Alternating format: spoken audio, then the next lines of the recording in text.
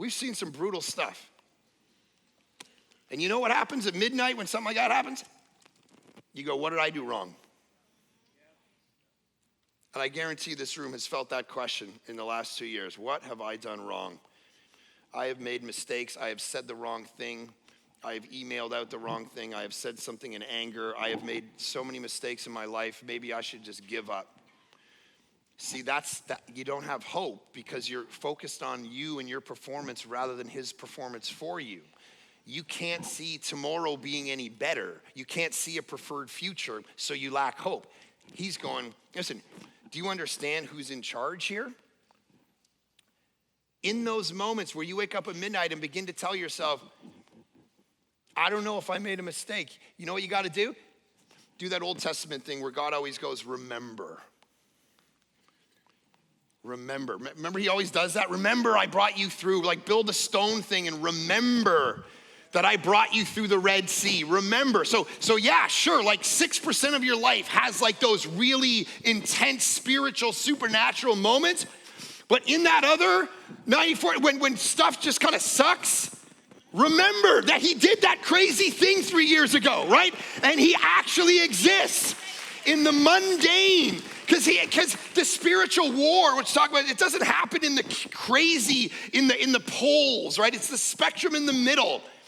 Like the devil doesn't like come and get you by like, it's, you know, you're like the movies, like you had a shower and the mirror's all foggy. It's like, you're like, what the crap?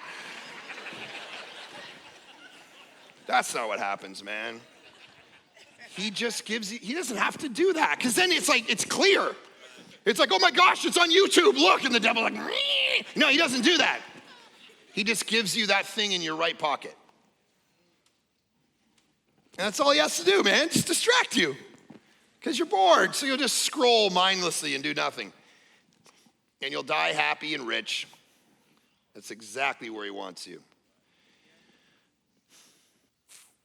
And in those moments, he's going, remember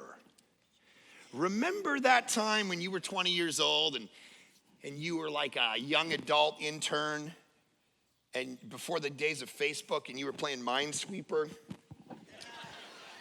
up in the office, and it was the summer, so all the real pastors were away, and the secretary ran up really nervous and said, there's a lady here, she needs to talk to somebody, she needs a pastor. And I'm like, well, go find one. And she's like, no, you're what we got. And I'm like, oh gosh. Okay, playing Minesweeper.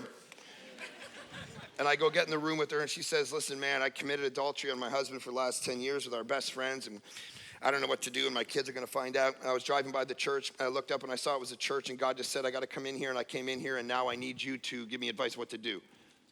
I'm like, Minesweeper.